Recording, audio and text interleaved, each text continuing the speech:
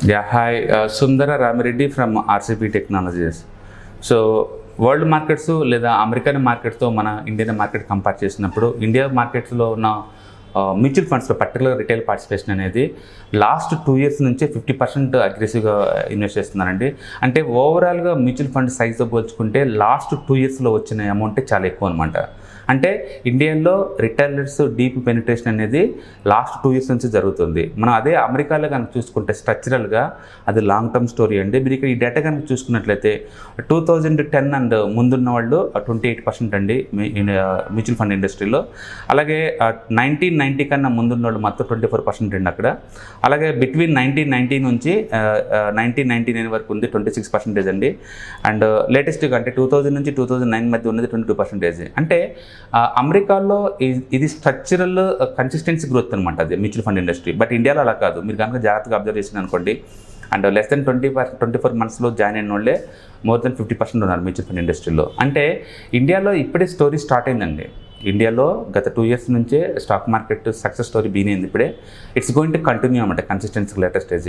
So కొంతమంది ఈ డేటాని నెగిటివ్గా చూస్తారు, ఎందుకంటే వీళ్ళు వచ్చి 2 years అయింది కాబట్టి ఏ పాయింట్ ఆఫ్ టైం సరే వీళ్ళు బయటికి వెళ్తారు, వచ్చిన వాళ్ళందరూ ఇన్నోసెంట్ పీపుల్ అండ్ ఈజీగా లాస్ అవుతారు అనుకుంటారు. కానీ అంటే బిల్లు మీ కరెంట్ యూత్ టెక్నాలజీ బ్యాక్గ్రౌండ్తో వస్తున్నారండి. అండ్ వాళ్ళు more YouTube videos educational youth అనమాట. ఇది డెఫినెట్గా ఇది లాంగ్ టర్మ్ గోల్ కల్లా వాళ్ళు చూస్తూ ఉంటారు. కాబట్టి లాంగ్ టర్మ్ పాయింట్ ఆఫ్లో ఇండియన్ సక్సెస్ స్టోరీ చాలా పెద్దగా ఉంటుంది.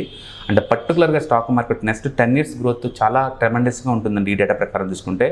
కాబట్టి లాస్ట్ 2 years నుంచి వచ్చిన వాళ్ళందరూ కొత్త వాళ్ళు మార్కెట్లో ఈజీగా ట్రాప్ అవుతారు అనుకునే బదులు more youth with highly qualification తోటి మార్కెట్లోకి ఎంటర్ అవుతున్నారు. అండ్ స్ట్రక్చరల్ గ్రోత్ ఇప్పుడే స్టార్ట్ అయింది 2 years నుంచి ఇండియాలో. అండ్ ముందు రోజుల్లో equity culture and equity assets and digital అసెట్స్కి ఎక్కువ ప్రామినెంట్ ప్లేస్ వచ్చిందని మనం థింక్ చేసుకోవచ్చు అనమాట. ట్రెడిషనల్గా ఇండియాలో బేసికల్గా first priority goes to the real estate అండి, తర్వాత గోల్డ్, తర్వాత బ్యాంక్ డిపాజిట్స్. ఈ మూడిట్లోనే ఆల్మోస్ట్ 90% మనీ స్ట్రక్ అవుద్ది అనమాట ఇండియాలో. చాలా క్రేజీగా అక్కడే ఉంచుతారు. బట్ లేటెస్ట్ ట్రెండ్ ఏంటంటే ఈక్విటీలో కూడా అలొకేషన్ పెరుగుతూ ఉంది స్లో అండ్ స్టడీగా. ఇప్పుడే బిగినైంది కాబట్టి మనం ఈ డేటాని బ్యాంక్స్ డిపాజిట్స్ తోటో లేకపోతే గోల్డ్ డిపాజిట్స్ తోటో మనం కంపేర్ చేయలేము. బట్ ఈక్విటీ మార్కెట్లో కల్చర్ పెరిగింది. And 14,000 crores per month SIP రూట్లో మార్కెట్లోకి వస్తుంది. అండ్ డీమ్యాట్ అకౌంట్లో ట్రేడింగ్ అకౌంట్ ఎవ్రీ మంత్ కన్సిస్టెన్సీగా కొత్త రికార్డ్స్తో ముందు పోతూ ఉంది. అండ్ ఇప్పుడు కనుక చూసుకుంటే రఫ్గా 14 crore demat and trading accounts ఇండియాలో ఉన్నాయి. అండ్ ఈ నెంబరింగ్ పెరగడమే తప్ప తగ్గటాలే ఉండవు ముందు రోజుల్లో. కాబట్టి Indian financial literacy and youth and employment and earning visibility అన్నీ పెరుగుతున్నాయి స్టాక్ మార్కెట్తో పాటు. ఇది మనకు క్లియర్గా కనబడుతుంది. అలాగే స్మాల్ స్కేల్ సేవింగ్స్ దాంట్లో కూడా డిప్ స్టార్ట్ అయిందండి ఆల్రెడీ. అంటే మనీ కూడా అట్నుంచి లాంగ్ టర్మ్లో ఈక్విటీకి బిగిన్ అయిందనమాట. సో బ్యాంక్స్తో పోల్చుకున్న అండ్ స్మాల్ స్కేల్ స్కీమ్స్తో పోల్చుకున్న ఆ 5 లేదా 6%తో కంపేర్ చేస్తే డెఫినెట్గా ఈక్విటీలో వాలటిలిటీ ఎక్కువ అనే మాట పక్కన ఉంచితే రిటర్న్స్ చాలా ఎక్కువ ఉంటాయండి. నిఫ్టీ లాంటి ఈటీఎఫ్స్ ఇండెక్స్ ఫండ్స్ మ్యూచువల్ ఫండ్లో పెట్టడం ద్వారా మనం యావరేజ్ మీద 14% తక్కువ వాలటిలిటీతో మనం సంపాదించుకోవచ్చు. నిఫ్టీలో ఉన్న బీటీ ఏంటంటే మీరు ఎక్కడ ఎంటర్ అయినా సరే వితిన్ 3 years కల్లా మార్కెట్ ఆల్ టైమ్ హైకి వెళ్తుంది. మీరు ఏ పాయింట్ ఆల్ టైమ్ హైలో ఎంటర్ అయినా సరే వితిన్ 3 years కల్లా మళ్ళీ ఆల్ టైమ్ హై రీచ్ అవుద్ది. కాబట్టి గ్యారంటీగా ఆల్ టైమ్ హై రీచ్ అవుద్ది. కాబట్టి వితిన్ 3 yearsలో నిఫ్టీ లాంటి ఈటీఎఫ్స్లో ఇన్వెస్ట్ చేసినా సరే మీకు యావరేజ్ మీద 14% వచ్చే ఛాన్స్ ఎక్కువ ఉంది.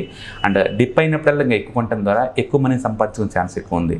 కాబట్టి current youth more educated and more క్లారిటీతో వస్తున్నాడు కాబట్టి మార్కెట్లో. అండ్ లాస్ట్ 2 years నుంచి వచ్చిన మ్యూచువల్ ఫండ్ టోటల్ సైజ్తో పోల్చుకుంటే and 50% of the retail money అంతా కూడా లాస్ట్ 2 yearsలో వచ్చిందండి మార్కెట్లో. ట్రెండ్ ఇప్పుడే స్టార్ట్ అయింది. It's going to continue now rest of the decade అనమాట. డెఫినెట్గా వితిన్ 5 years కల్లా ఇండియా 3rd బిగ్గెస్ట్ ఎకానమీ అవుతుందండి. అండ్ స్టాక్ మార్కెట్లో కూడా ఫ్లో పెరుగుతూ ఉంది. కాకపోతే మార్కెట్ ఆల్ టైమ్ హైలో వచ్చింది కాబట్టి వాలటిలిటీ ఉంటుంది ఎంతకంత. But still goal long term కాబట్టి ఈ షార్ట్ టర్మ్లో వాలటిలిటీని మనం అవాయిడ్ చేయొచ్చు. గుర్తుపెట్టుకోండి, స్టాక్ మార్కెట్స్ ఎప్పుడు కూడా లాంగ్ టర్మ్లో అప్ ట్రెండే ఉంటాయి.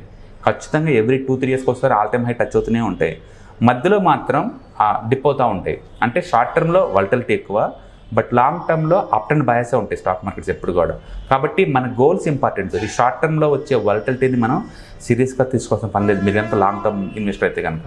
కాబట్టి ఇండియన్ ఈక్విటీ కల్చర్ పర్టికులర్గా మ్యూచువల్ ఫండ్ ఇన్వెస్ట్మెంట్ స్టోరీ ఇప్పుడు బీనైంది 2 years back. It's going to continue. America లాంటి అడ్వాన్స్ కంట్రీస్ కంపేర్ చేసినప్పుడు స్ట్రక్చరల్గా మనం కన్సిస్టెన్సీ లేకపోవచ్చేమో కానీ బట్ స్టిల్ జర్నీ స్టార్ట్ అయింది, it's going to continue. Okay, so mutual fund investment కనుక మీరు begin చేయకపోతే డెఫినెట్గా బిగిన్ చేసుకోండి, లాంగ్ టర్మ్ ప్లాన్ చేసుకోండి, మంచి రేట్ ఆఫ్ రిటర్న్ వచ్చే ఛాన్స్ ఎక్కువ ఉంటుంది. Thank you, all the best.